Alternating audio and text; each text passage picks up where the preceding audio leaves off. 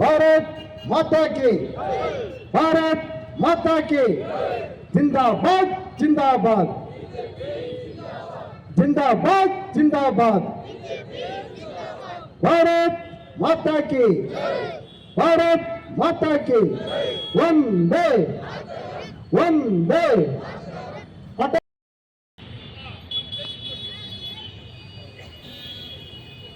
ಈ ಒಂದು ಸಮಾರಂಭದ ಅಧ್ಯಕ್ಷರು, ನಗರ ಬಿಜೆಪಿ ಅಧ್ಯಕ್ಷರು ಆಗಿರ್ತಕ್ಕಂಥ ಮೋಹನ್ ರೆಡ್ಡಿ ಅವರೇ, ಜಿಲ್ಲಾ ಅಧ್ಯಕ್ಷರಾಗಿರ್ತಕ್ಕಂಥ ಜಗದೀಶ್ವರವರೇ, ನಮ್ಮೆಲ್ಲರ ನೆಚ್ಚಿನ ಸಂಸದರು, ಅಭಿವೃದ್ಧಿಯ ಅಧಿಕಾರರು ಆಗಿರ್ತಕ್ಕಂಥ ರಾಘವೇಂದ್ರ ಅವರೇ, ಕ್ಷೇತ್ರದ ಜನಪ್ರಿಯ ಶಾಸಕರಾಗಿರ್ತಕ್ಕಂಥ ಚನ್ನಬಸಪ್ಪನವರೇ, ವೇದಿಕೆ ಮೇಲೆ ಇರ್ತಕ್ಕಂಥ ಪಕ್ಷದ ಎಲ್ಲ ಗಣ್ಯರೇ, ಇಲ್ಲಿ ಸೇರಿರ್ತಕ್ಕಂಥ ಎಲ್ಲ ನಾಗರಿಕ ಬಂಧು ಭಗಿನಿಯ,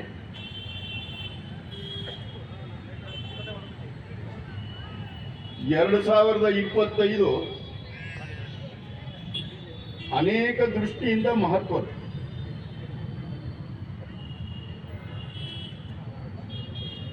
ನಾಳೆ ಇಲ್ಲ ನಾಡಿದ್ದು ಮುಗಿದ್ರೆ 2026ಕ್ಕೆ ನಾವೆಲ್ಲರೂ ಕೂಡ ಕಾಲಿಡ್ತಾ ಇದ್ದೇವೆ. 2025 ಅಂತಂದ್ರೆ ಈಗ ತಾನೇ ಪ್ರಸ್ತಾಪ ಮಾಡಿದ ಹಾಗೆ ನಾವೆಲ್ಲರೂ ಹಾಡಿರ್ತಕ್ಕಂಥ ಹಾಡು ಒಂದೇ ಮಾತರಮ್ಗೆ 150 ವರ್ಷ. ಯೋಗ ಯೋಗ ಅಂತ ಕಾಣಿಸುತ್ತೆ. ನಾವೆಲ್ಲರೂ ನಂಬಿರ್ತಕ್ಕಂಥ ರಾಷ್ಟ್ರೀಯ ವಿಚಾರ ಯಾವುದನ್ನ 1925ರಿಂದ ಪ್ರತಿಪಾದನೆ ಮಾಡಿಕೊಂಡು ಬರ್ತಾ ಇದೆಯೋ, ರಾಷ್ಟ್ರೀಯ ಸ್ವಯಂ ಸೇವಕ ಸಂಘದ ಶತಾಬ್ದಿ ವರ್ಷನೂ ಕೂಡ ಇವತ್ತು ಹೌದು. ಇನ್ನೂ ಒಂದು ಯೋಗ ಅಂತಂದ್ರೆ ಒಂದೇ ಮಾತ್ರಂ ಯಾವ ರೀತಿ ನಮಗೆ ಸ್ವಾತಂತ್ರ್ಯ ಹೋರಾಟದ ದಿನಗಳಲ್ಲಿ ಕ್ರಾಂತಿಕಾರಿಗಳಿಗೆ ಅದೇ ರೀತಿ ಶಾಂತಿಯಿಂದ ಅಹಿಂಸಾವಾದದಿಂದ ಏನು ಸ್ವಾತಂತ್ರ್ಯ ಪಡೀಲಿಕ್ಕೆ ಆಂದೋಲನ ನಡೀತು ಮಹಾತ್ಮ ಗಾಂಧೀಜಿಯವರ ನೇತೃತ್ವದಲ್ಲಿ, ಕ್ರಾಂತಿಕಾರಿಗಳಿಗೆ ಆಂದೋಲನದಲ್ಲಿ ಭಾಗವಹಿಸಿದಂಥ ಎಲ್ಲರಿಗೂ ಸ್ಫೂರ್ತಿ ಕೊಟ್ಟಂತದ್ದು ಯಾವುದು ಅಂತ ಕೇಳಿದ್ರೆ ಒಂದೇ ಮಾತು. 25ರಲ್ಲಿ ರಾಷ್ಟ್ರೀಯ ಸ್ವಯಂ ಸೇವಕ ಸಂಘ ಪ್ರಾರಂಭ ಆಯಿತು. ರಾಷ್ಟ್ರೀಯ ಸ್ವಯಂ ಸೇವಕ ಸಂಘ 1925ರಿಂದ ಇವತ್ತಿನವರೆಗೂ ಕೂಡ ಪ್ರತಿಪಾದನೆ ಮಾಡ್ತಾ ಇರ್ತಕ್ಕಂಥದ್ದು ರಾಷ್ಟ್ರೀಯ ವಿಚಾರನೇ ಪ್ರತಿಪಾದನೆ ಮಾಡ್ತಾ ಬರ್ತಾ ಇದೆ. ಇವೆರಡರ ಸ್ಫೂರ್ತಿಯನ್ನ ಪಡೆದು ಇಡೀ ರಾಷ್ಟ್ರಕ್ಕೆ ಇಡೀ ಜೀವನವನ್ನೇ ಸಮರ್ಪಣೆ ಮಾಡಿದಂತ ಅಟಲ್ ಬಿಹಾರಿ ವಾಜಪೇಯಿ ಅವರ 101ನೇ ಜನ್ಮ ದಿನವೂ ಹೌದು. ನಾವು 24ನೇ ಇಸ್ವಿಯಿಂದ 25ರ ಡಿಸೆಂಬರ್ 25ನೇ ತಾರೀಕಿನವರೆಗೂ ಕೂಡ ಜನ್ಮ ಶತಾಬ್ದಿಯ ವರ್ಷವನ್ನ ನಾವು ಆಚರಣೆ ಮಾಡಿ ಇದು ಮೂರೂ ಕೂಡ ರಾಷ್ಟ್ರೀಯ ವಿಚಾರ. ಆದ್ರೆ ಇನ್ನೊಂದು ಕೂಡ ನಾವೆಲ್ಲ ವಾಜಪೇಯಿ ಅವರ ಇಡೀ ಜೀವನ ನೋಡಬೇಕಾಗಿಲ್ಲ. ಅವರು ಆಡದಂತ ಬರೆದಂತ ಕವಿತೆಯ ಸಾಲುಗಳನ್ನ ನೋಡಿದ್ರೆ ಸಾಕು ನಮ್ಗೆ ಅರ್ಥ ಆಗ್ತದೆ. ಕೇವಲ ಸಾಲುಗಳನ್ನ ಬರೆದು ಸುಮ್ಮನೆ ಕೂರ್ಲಿಲ್ಲ ಅವರು, ಅದಕ್ಕೋಸ್ಕರ ಬದುಕಿದ್ರು, ಈ ದೇಶಕ್ಕೋಸ್ಕರ ಬದುಕಿದ್ರು, ಅಧಿಕಾರಕ್ಕೋಸ್ಕರ ಬದುಕಲಿಲ್ಲ ಅವರು. ಅಧಿಕಾರಕ್ಕೋಸ್ಕರ ಅವ್ರಿಗೆ ಪ್ರಧಾನಮಂತ್ರಿಗಳು ಆಗುವಂತದ್ದಿದ್ರೆ 1996ವರೆಗೂ ಕಾಯಬೇಕಾದಂತ ಅವಶ್ಯಕತೆ ಇರಲಿಲ್ಲ. ನೆಹರೂರವರು ಒಂದು ಮಾತನ್ನ ಹೇಳಿದ್ರು, ಅಟಲ್ ಬಿಹಾರಿ ವಾಜಪೇಯಿ ಅವ್ರ ಬಗ್ಗೆ ಮಾತಾಡಿದ್ರು. ಯಾವಾಗ? 50ರ ದಶಕದೊಳಗೆ ಪಾರ್ಲಿಮೆಂಟ್ನಲ್ಲಿ ಅಟಲ್ ಬಿಹಾರಿ ವಾಜಪೇಯಿ ಅವರು ವಿದೇಶಾಂಗ ನೀತಿಯ ಬಗ್ಗೆ ಮೊದಲನೇ ಬಾರಿ ಆಯ್ಕೆ ಆದಾಗ ಮಾತನಾಡಿದಂತ ಮಾತು. ಅದನ್ನ ಕೇಳಿದಂತ ಅಂದಿನ ಪ್ರಧಾನಿ ಜವಾಹರ್ಲಾಲ್ ನೆಹರೂರವರು ಹೇಳ್ತಾರೆ, ಈ ಯುವಕ ಒಂದಿಲ್ಲ ಒಂದು ದಿನ ಈ ದೇಶದ ಪ್ರಧಾನಮಂತ್ರಿ ಆಗ್ತಾರೆ ಅನ್ನುವಂತ ಮಾತನ್ನ ಆನ್ ರೆಕಾರ್ಡ್ ಹೇಳಿದಂತದ್ದು ಪಾರ್ಲಿಮೆಂಟ್ ಅಧಿಕಾರ ಅವರು ಪ್ರಧಾನಮಂತ್ರಿಗಳು ಆಗ್ಬೇಕು ಅನ್ನುವಂಥದ್ದು 96ವರೆಗೂ ಕಾಯ್ಬೇಕಾದಂತ ಅವಶ್ಯಕತೆ ಇದೆ. ಅದಕ್ಕಿಂತ ಮೊದಲೇ ಪ್ರಧಾನಮಂತ್ರಿಗಳು ಹೋಗ್ಬಿಡ್ಬೇಕಾಗಿತ್ತು. ಆದರೆ ಈ ದೇಶಕ್ಕೋಸ್ಕರ, ಈ ದೇಶದ ಪ್ರಜಾಪ್ರಭುತ್ವಕ್ಕೋಸ್ಕರ ಅವರು ಕೂಡ ಜಯಪ್ರಕಾಶ್ ನಾರಾಯಣರ ಏನು ಕಾಂಗ್ರೆಸ್ಸಿನ ಭ್ರಷ್ಟಾಚಾರದ ವಿರುದ್ಧ 1970ರ ದಶಕದೊಳಗೆ ಸಂಪೂರ್ಣ ಕ್ರಾಂತಿಯ ಒಂದು ವಿಚಾರ ಇಟ್ಕೊಂಡು ವಿದ್ಯಾರ್ಥಿ ಯುವಜನರ ಮಧ್ಯ ಒಂದು ಕ್ರಾಂತಿಯ ಕಹಳೆಯನ್ನು ಊದಿದ್ರು. ಅದರ ಬಹಳ ದೊಡ್ಡ ನೇತೃತ್ವವನ್ನ ಅಟಲ್ ಬಿಹಾರಿ ವಾಜಪೇಯಿ ಅವರು ಕೂಡ ವಹಿಸಿದ್ರು ಅನ್ನೋ ಸುದೀರ್ಘವಾಗಿ ಅನೇಕ ಅಟಲ್ಜಿ ಅವರ ಹೆಜ್ಜೆಗಳನ್ನ ನಮಗೆ ತಿಳಿಸಿಕೊಟ್ಟಂತ ನಮ್ಮ ಹಿರಿಯ ನಾಯಕರಾದಂತ ಸನ್ಮಾನಿತ ಸಿದ್ದರಾಮಣ್ಣ ಅವರೇ,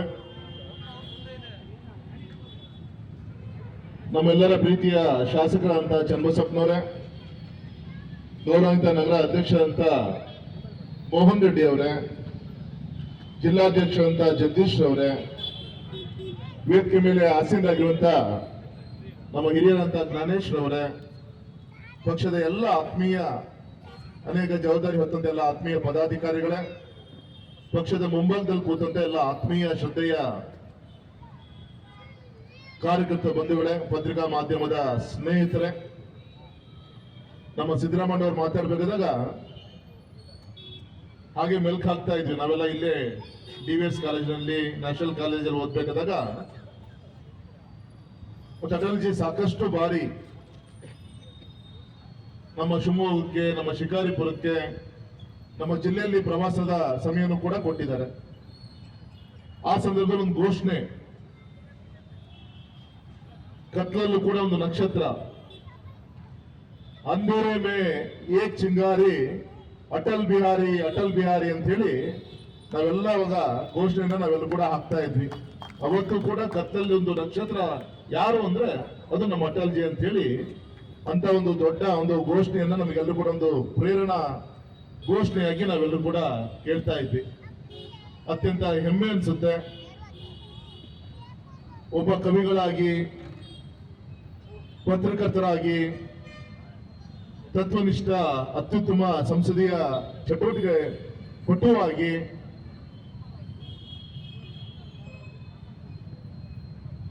ಜಾಗತಿಕ ಒಬ್ಬ ರಾಜನೀತಿ ತಜ್ಞರಾಗಿ ಅನೇಕ ಯಾವ್ಯಾವ ಹೆಸರಲ್ಲಿ ಅವರಿಗೆ ನಾವು ಕರೀಲಿಕ್ಕೂ ಕೂಡ ಪದಗಳಿಲ್ಲ. ಆ ರೀತಿ ಎಲ್ಲ ದಿಕ್ಕಲ್ಲೂ ಕೂಡ ಸಾಧನೆ ಮಾಡಿದಂತ ಒಬ್ಬ ರಾಜಕಾರಣಕ್ಕೆ ಘನತೆಯನ್ನ ತಂದು ಕೊಟ್ಟಂತ ಆದರ್ಶ ನೇತಾರ ಅಟಲ್ಜಿ ಅವರ ಜನ್ಮ ಶತಮಾನೋತ್ಸವನ್ನ ನಾವೆಲ್ಲ ಕೂಡ ಆಚರಣೆಯನ್ನ ಮಾಡ್ತಾ ಇದ್ವಿ. ಈ ಸಂದರ್ಭದಲ್ಲಿ ನಾನು ಇಷ್ಟು ಮಾತ್ರ ಹೇಳಲಿಕ್ಕೆ ಇಚ್ಛೆ ಪಡ್ತೇನೆ, ಅಟಲ್ಜಿ ಒಂದು ಪ್ರೇರಣಾ ಶಕ್ತಿಯಾಗಿ ಅವರ ಇಟ್ಟಂತ ಹೆಜ್ಜೆಗಳನ್ನ ಒಂದು ಪಕ್ಷದ ಕಾರ್ಯಕರ್ತರಾಗಿ ನಾವೆಲ್ಲರೂ ಕೂಡ ಭಾರತೀಯ ಜನತಾ ಪಕ್ಷದ ಕಾರ್ಯಕರ್ತರಾಗಿ ಸೇವೆ ಸಲ್ಲಿಸುವಂತ ಅವಕಾಶ ನಮಗೆಲ್ಲರೂ ಕೂಡ ಸಿಕ್ಕಿದೆ. ಮೊನ್ನೆ ಗೌರವಂತ ಪ್ರಧಾನಮಂತ್ರಿಗಳಂತ ನರೇಂದ್ರ ಮೋದಿಜಿ ಅವರು ಪ್ರೇರಣಾ ಸ್ಥಳ ಅಂತ ಹೇಳಿ ಉತ್ತರ ಪ್ರದೇಶದಲ್ಲಿ 3 ಜನ ಸಾರ್ಥಕ ಬದುಕನ್ನ ಸಾಧಿಸಿದಂತ ಹಿರಿಯರ ಪುತ್ಥಳಿಯನ್ನ ಅನಾವರಣ ಮಾಡಿದ್ದು ನಾವೆಲ್ಲರೂ ಕೂಡ ಮಾಧ್ಯಮದಲ್ಲಿ ನೋಡಿದೀವಿ. ಶ್ಯಾಮ್ ಪ್ರಸಾದ್ ಮುಖರ್ಜಿ ಅವ್ರದ್ದು, ದೀನ್ ದಯಾಳ್ ಜಿ ಅವ್ರದ್ದು, ಅಟಲ್ಜಿ ಅವ್ರದ್ದು. ಅಟಲ್ಜಿ ರಾಜಕೀಯ ಕ್ಷೇತ್ರ ತೊಡಸ್ಕೊಂಡಂತ ಹಿರಿಯರಾದ್ರೆ, ದೀನ್ ದಯಾಳ್ ಜಿ ಅವರು, ಶ್ಯಾಮ್ ಪ್ರಸಾದ್ ಮುಖರ್ಜಿ ಅವರು ಅವ್ರದೇ ಆದಂತ ಒಂದು ವ್ಯಕ್ತಿತ್ವ. ಆ ವ್ಯಕ್ತಿತ್ವದ ಜೊತೆಗೆ ಅಟಲ್ಜಿಯ ಒಂದು ಮೂರ್ತಿಯನ್ನು ಕೂಡ ಅಲ್ಲಿ ಪ್ರೇರಣೆ ಶಕ್ತಿಯಾಗಿ ನಿಲ್ಲುತ್ತೆ ಅಂದ್ರೆ ಯಾವ ರೀತಿ ಅಟಲ್ಜಿ ಅವರು ತನ್ನ ಜೀವನದ ಹೆಜ್ಜೆಯನ್ನು ಇಟ್ಟಿದ್ದಾರೆ ಅಂತ ನಮಗೆಲ್ಲರೂ ಕೂಡ ಗೊತ್ತಂತ ವಿಚಾರ. ಹಾಗಾಗಿ ಈ ಸಂದರ್ಭ ನಾವು ಇಷ್ಟು ಮಾತ್ರ ಸಂಕಲ್ಪ ಮಾಡೋಣ, ಇಂಥ ಒಬ್ಬ ಹಿರಿಯ ಮುತ್ಸದಿಗಳ ಅಜಾತು ಶತ್ರು ಅಟಲ್ಜಿ ಅವರ ತೀಕ್ಷ್ಣವಾದಂತ ಮಾತಿನ ಮುಖಾಂತರನೇ ವಿರೋಧ ಪಕ್ಷಗಳಿಗೆ ಬುದ್ಧಿವಾದನ ಹೇಳುವಂತ ಒಂದು ಪ್ರಯತ್ನ, ಒಂದು ನೈತಿಕತೆ ಇಟ್ಕೊಂಡಿರುವಂತ ರಾಜಕೀಯ ಮೌಲ್ಯಗಳನ್ನ ಇಟ್ಕೊಂಡು ಅದಕ್ಕೆ ಪ್ರೇರಣೆ ಆದಂತ ಅಟಲ್ಜಿ ಅವರ ಜೀವನದ ಇತಿಹಾಸವನ್ನು ನಾವು ಕೂಡ ನಮ್ಮ ಜೀವನದಲ್ಲಿ ತುಂಬಿಕೊಂಡು ಒಂದು ಅತ್ಯುತ್ತಮ ಕಾರ್ಯಕರ್ತರಾಗಿ ಇವತ್ತಿನ ಒಂದು ಸಂಕಲ್ಪ, ಮೋದಿಜಿಯವರ ಸಂಕಲ್ಪ ಏನಿದೆ ಅದಕ್ಕೆ ಪ್ರೇರಣೆ ಶಕ್ತಿಯಾಗಿ ಕೈ ಜೋಡಿಸುವಂತ ಒಂದು ಪ್ರಯತ್ನವನ್ನ ಮಾಡಿದಾಗ ಅಟಲ್ಜಿ ಅವರ ಪಕ್ಷದಲ್ಲಿ ನಾವೆಲ್ಲರೂ ಕೂಡ ಇದ್ದಿದ್ದು ಸಾರ್ಥಕ ಆಗತ್ತೆ. ಆ ದಿಕ್ಕಲ್ಲಿ ನಾವೆಲ್ಲರೂ ಕೂಡ ಸಂಕಲ್ಪ ಪಡುವಂತ ಒಂದು ಪವಿತ್ರವಾದಂತ ಒಂದು ದಿನ ಅಂತೇಳಿ ಈ ಸಂದರ್ಭದಲ್ಲಿ ನಾನು ಹೇಳ್ತಾ